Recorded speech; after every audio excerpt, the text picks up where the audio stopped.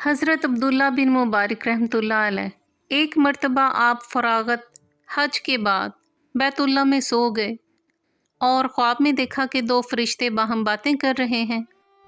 اس سال کتنے لوگ حج میں شریک ہوئے اور کتنے افراد کا حج قبول ہوا؟ دوسرے نے جواب دیا کہ 6 لاکھ لوگوں نے فریضہ حج ادا کیا، لیکن ایک فرد کا بھی حج قبول نہیں ہوا۔ لیکن دمشق کا ایک موچی جو حج میں تو شریک نہیں ہوا، لیکن خدا نے اس کا حج قبول فرما کے اس کے طفیل سب کا حج قبول کر لیا۔ یہ خواب دیکھ کر بیداری کے بعد موچی سے ملاقات کرنے کے لیے دمشق پہنچے۔ موچی نے اپنا واقعہ کچھ اس طرح بیان کیا کہ بہت عرصے سے میرے قلب میں حج کی تمنا تھی اور میں نے اس نیت سے 300 درہم بھی جمع کر لیے تھے، لیکن ایک دن پڑوسی کے ہاں کھانا پکنے کی خوشبو آئی تو میری بیوی نے کہا کہ اس کے ہاں سے تم بھی مانگ لاؤ تاکہ ہم بھی کھا لیں۔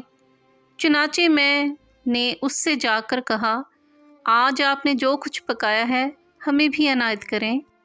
لیکن اس نے کہا کہ وہ کھانا آپ کے کھانے کا نہیں، کیونکہ 7 روز سے میں اور میرے اہل و عیال فاقہ کشی میں مبتلا تھے، تو میں نے مردہ گدھے کا گوشت پکا لیا ہے۔ یہ سن کر میں خوف خدا بندی سے لرز گیا اور اپنی تمام جمع شدہ رقم اس کے حوالے کر کے یہ تصور کر لیا کہ ایک مسلمان کی امداد میرے حج کے برابر ہے۔ حضرت عبداللہ نے یہ واقعہ سن کر فرمایا کہ فرشتوں نے خواب میں واقعی سچی بات کہی تھی اور خدا تعالی حقیقتاً قضاء و قدر کا مالک ہے۔ از حضرت شیخ فرید الدین عطار رحمۃ اللہ علیہ تذکرۃ الاولیاء۔ اگر آپ کو ہماری کاوش پسند آئی ہو تو ہماری ویڈیو کو لائک کریں، شیئر کریں اور ہمارے YouTube channel book shelf official کو سبسکرائب کریں۔ شکریہ۔